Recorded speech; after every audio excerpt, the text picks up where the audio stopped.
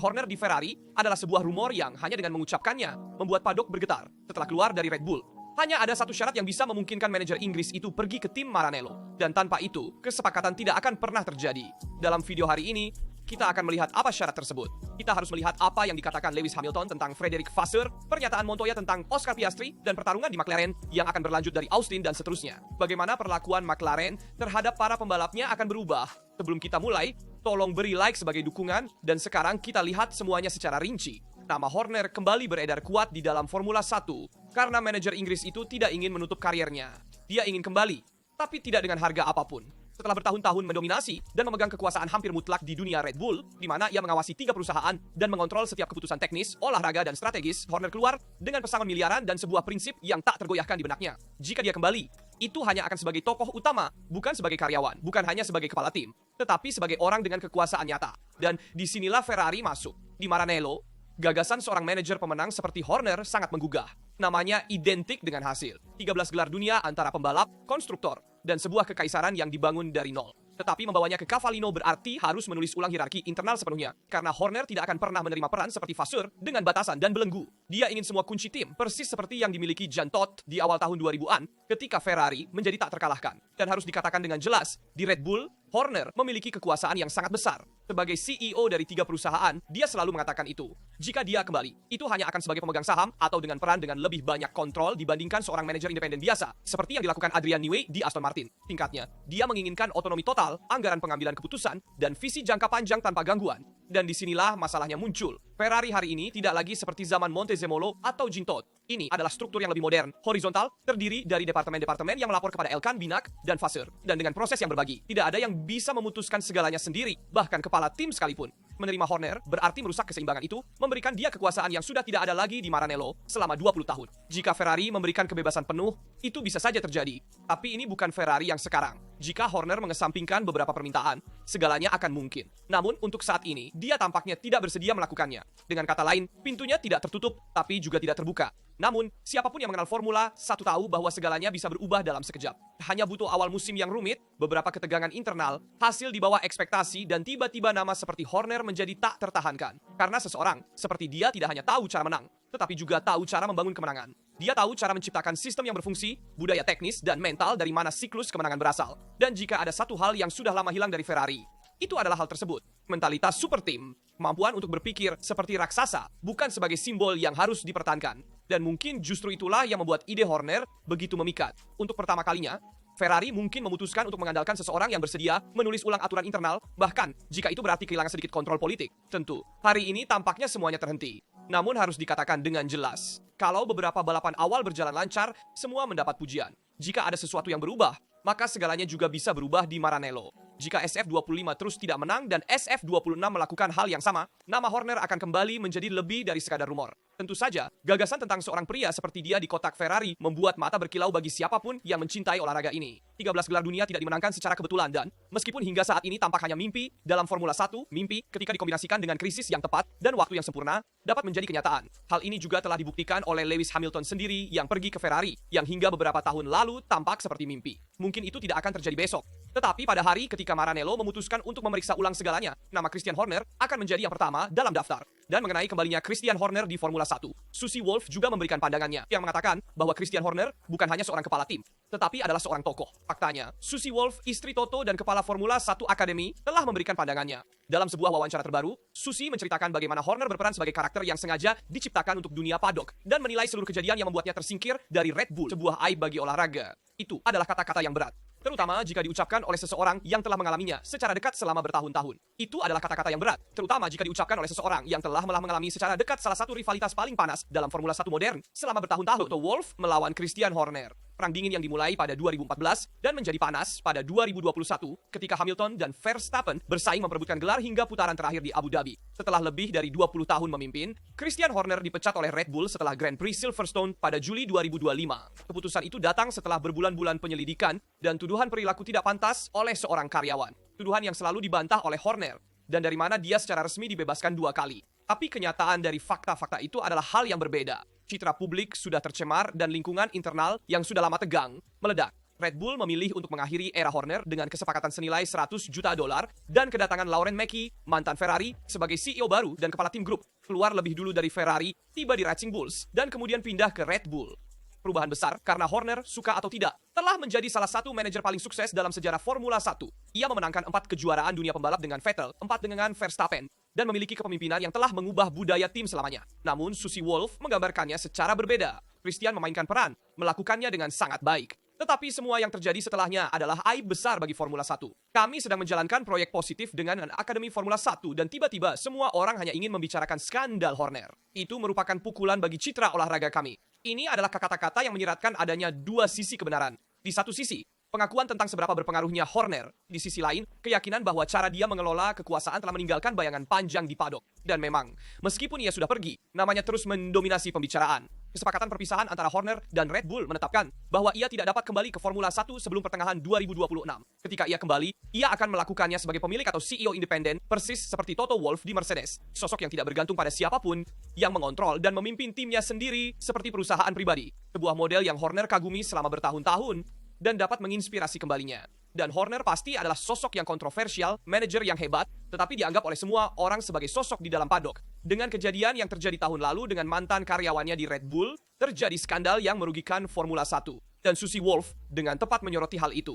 Namun juga benar bahwa ia adalah manajer berprestise tinggi yang dibutuhkan oleh Formula 1. Dan perhatikan bahwa saat orang membicarakan Horner di Ferrari, Vasseur di sisi lain sedang goyah. Kita lihat siapa yang mendukung Vasseur dan siapa yang menentang. Meskipun perpanjangan kontrak baru ditandatangani beberapa bulan lalu, kepala tim asal Prancis itu sekali lagi menjadi target manajemen. Rumor berbicara dengan jelas di Maranello. Kemungkinan untuk menggantikannya sedang dipertimbangkan dengan serius. Dan semua ini terjadi sementara tim bahkan harus menyangkal berita tentang konfrontasi internal yang sengit di garasi di Singapura. Ya, karena Ferrari sedang mempertimbangkan dengan sangat hati-hati masa depan Vasseur. Musim 2025 sejauh ini adalah bencana. 0 kemenangan, kesalahan strategis, dan mobil yang sulit, serta lingkungan internal yang semakin tegang. Masalah teknis terbesar selalu sama. Ketinggian tanah SF25, masalah yang telah merusak seluruh musim, dan sejak awal memaksa Hamilton dan Leclerc untuk menghadapi mobil yang terlalu kaku, tidak stabil, dan tidak dapat benar-benar didorong hingga batasnya. Kecacatan itu, yang berasal dari desain yang salah pada bagian bawah suspensi belakang, bahkan menyebabkan diskualifikasi Hamilton di Cina karena konsumsi berlebih pada alas di bawah bodi mobil. Dari sana, muncul berbagai langkah penanggulangan. Menaikkan mobil yang kehilangan beban aerodinamis, memodifikasi ketinggian, dan bahkan memerintahkan para pembalap untuk mengangkat gas dan meluncur di lintasan lurus untuk menghindari kerusakan. Sebuah penghinaan teknis yang belum pernah dialami Ferrari dengan intensitas seperti ini. Dan dari situlah benteng kepercayaan di sekitar Vasseur mulai goyah. Sudah sejak bulan Juni, selama akhir pekan di Montreal, beredar rumor tentang kemungkinan penggantian. Rumor yang menyebutkan kontak awal dengan Christian Horner ketika perpisahannya dengan Red Bull masih menjadi pembicaraan. Tapi itu bukan satu-satunya nama. Ada juga Antonello Coletta yang saat ini memimpin program Ferrari di West, yang dianggap sebagai calon pengganti. Coletta yang sama yang bertahun-tahun lalu sudah menolak peran itu. Untuk mengakhiri semua spekulasi, Ferrari memilih jalur diplomatik, memperbarui secara resmi kontrak Vasseur menjelang GP Hungaria dengan pernyataan dari Benedetto Vigna yang berbicara tentang kepercayaan pada kepemimpinannya dan visi bersama. Namun di balik kata-kata penampilan itu, ketegangan tidak pernah mereda.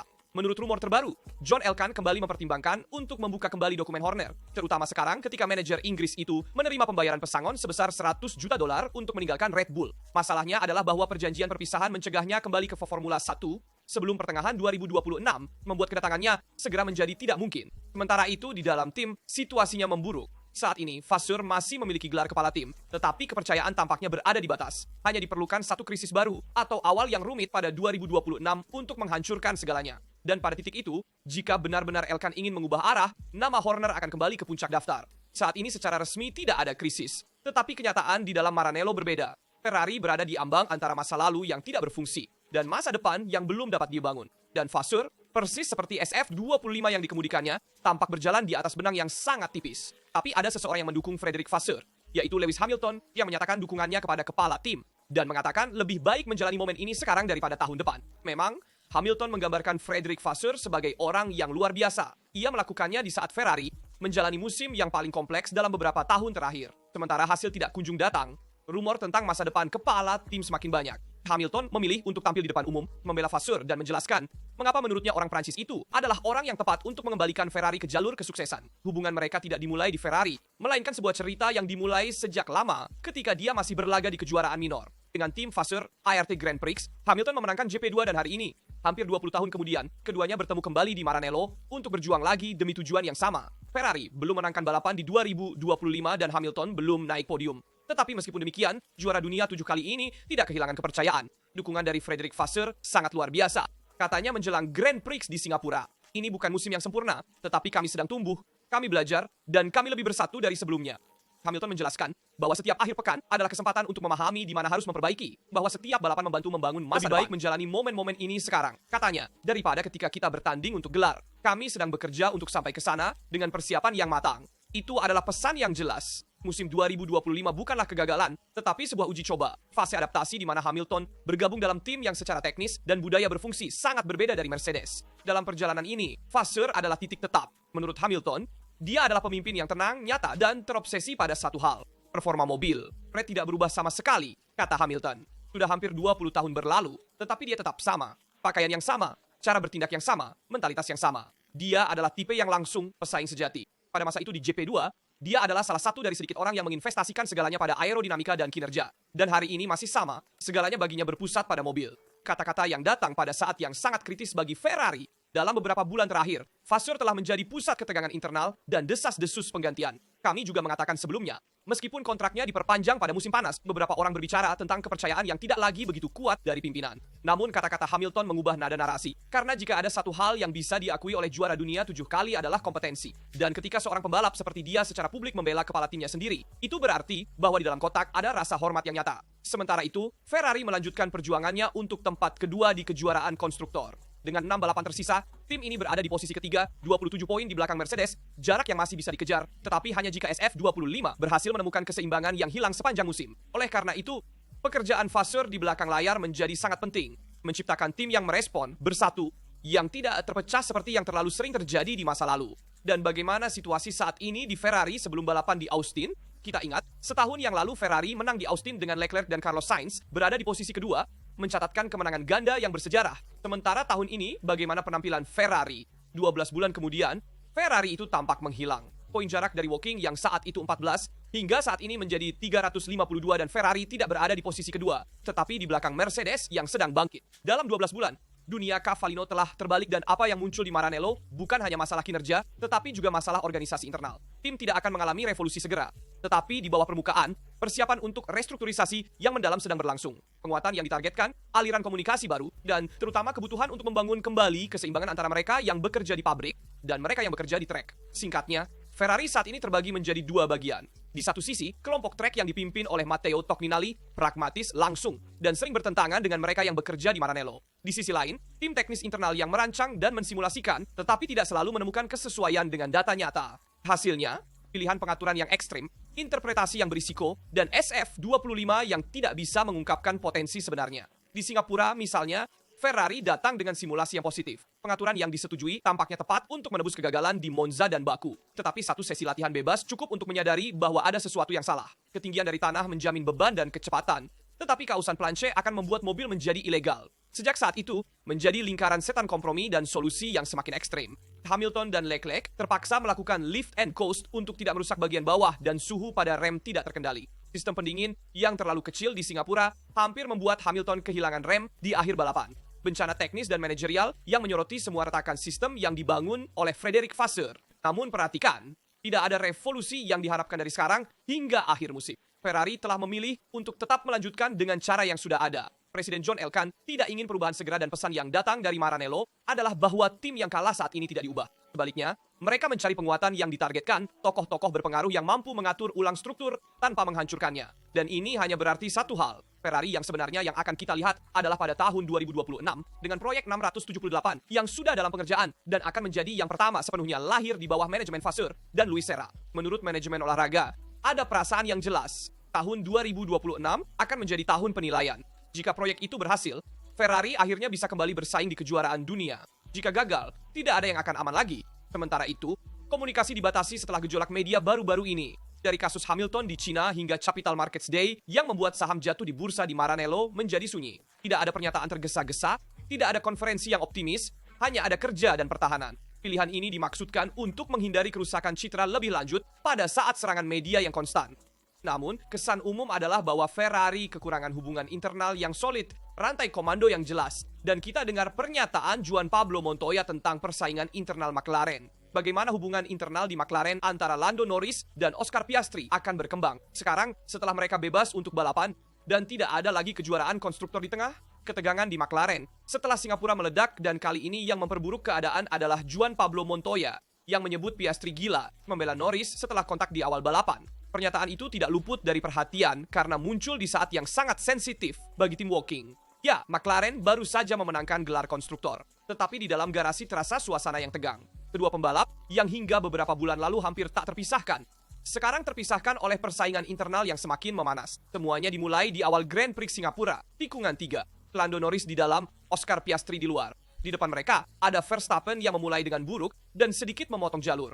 Norris mencoba menyusul Oscar Piastri, tetapi untuk menghindari kontak dengan Red Bull, yang kemudian terjadi, dia membelok tajam ke kanan dan menyentuh Piastri. Sebuah benturan ringan, tetapi cukup untuk memicu ketegangan. Melalui radio, pembalap Australia itu tidak menerimanya dengan baik, meminta untuk mendapatkan kembali posisi dan mengeluh kepada tim. Kesunyian dari pit wall menunjukkan bahwa situasinya lebih rumit dari yang diperkirakan. Sejak saat itu, tidak ada lagi keharmonisan yang sama di antara keduanya dan Montoya campur tangan dan tidak berbicara dengan tedeng aling-aling. Lando melakukan apa yang harus dia lakukan, katanya. Dia mulai mengambil kendali tim dan membuat suaranya didengar. Piastri di sisi lain meninggalkan pintu terbuka seperti yang belum pernah dia lakukan sebelumnya. Mantan pembalap Kolombia itu, yang memahami dengan baik dinamika tim papan atas, menganalisis manuver itu dengan kejam. Lihat baik-baik. Keluar dari tikungan pertama, Oscar tidak mempercepat.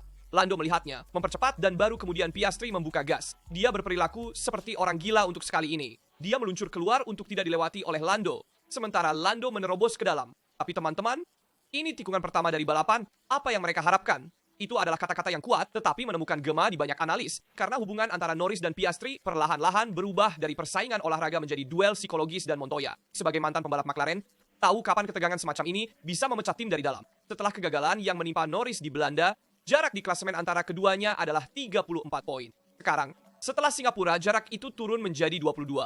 Jarak yang minim jika kita mempertimbangkan bahwa masih ada beberapa balapan yang tersisa dan Verstappen di belakang mereka perlahan-lahan kembali bersaing. Dan McLaren, meskipun memenangkan gelar konstruktor, berisiko memiliki dua jagoan dalam kandang yang sama. Montoya kemudian menambahkan refleksi yang menarik. Lando mulai memaksakan dirinya. Dia memahami bahwa untuk menang tidak cukup hanya menjadi cepat, dia juga harus dihormati. Dan Piastri untuk pertama kalinya bereaksi secara emosional, dan memang dalam akhir pekan terakhir terlihat perbedaan sikap pada keduanya. Norris lebih tegas dalam komunikasi, lebih agresif dalam manuver, dan lebih menjadi pemimpin tim. Piastri di sisi lain lebih gugup, lebih instinktif, dan terkadang kurang cerdas, seperti di Baku, di mana beberapa kesalahannya membuatnya kehilangan poin penting. Sementara itu, McLaren berusaha meredakan polemik. Tim menghindari komentar resmi tentang insiden di Singapura. Tetapi secara internal diketahui bahwa kontak tersebut meninggalkan bekas. Hierarki, setidaknya untuk saat ini, tetap jelas. Piastri adalah pemimpin klasemen dunia pembalap, tetapi Norris datang dengan kuat. Dalam sebuah tim yang selalu menyatakan tidak ada perintah tim, situasi dapat menjadi eksplosif setelah mereka memasukkan aturan papaya, yang hingga hari ini tampaknya tidak ada lagi. Kalimat Montoya. Dia berperilaku seperti orang gila sekali. Sepertinya hampir seperti peringatan. Karena dalam Formula 1 tidak cukup hanya memiliki mobil pemenang. Juga diperlukan untuk mengelola api internal. Dan jika McLaren tidak segera menemukan keseimbangan, pasangan yang saat ini paling menjanjikan di paddock bisa menjadi masalah terbesarnya. Hakkinen juga tahu apa artinya hidup dengan tekanan internal. Dia dan Coulthard pada saat itu mengalami persaingan serupa di McLaren. Dua pembalap yang sangat kuat, satu mobil yang mampu menang, dan sebuah tim yang berusaha untuk menjaga semuanya di bawah kendali. Bahkan, pembalap Finlandia itu menyatakan, tim harus memberi instruksi untuk mencegah masalah. Keduanya sangat hebat, tetapi McLaren tidak dapat membiarkan terjadinya perang internal. Dan untuk alasan ini, Hakkinen berpikir secara berbeda dari Montoya. Tim harus memberikan perintah untuk menghindari masalah. Keduanya sangat hebat, tetapi McLaren tidak dapat membiarkan terjadinya perang internal. Di sisi lain, Jacques Villeneuve juga berpikir secara berbeda. Bahkan, Villeneuve berpikir bahwa tidak ada dari kedua pembalap McLaren yang akan bertahan sampai akhir, dan karenanya gelar akan dimenangkan oleh Verstappen, sebuah pendapat yang berbeda dari Montoya dan Hakkinen. Ini akan menjadi kejuaraan dunia terindahnya karena para pembalap McLaren menyerah pada tekanan. Mereka harus bangun.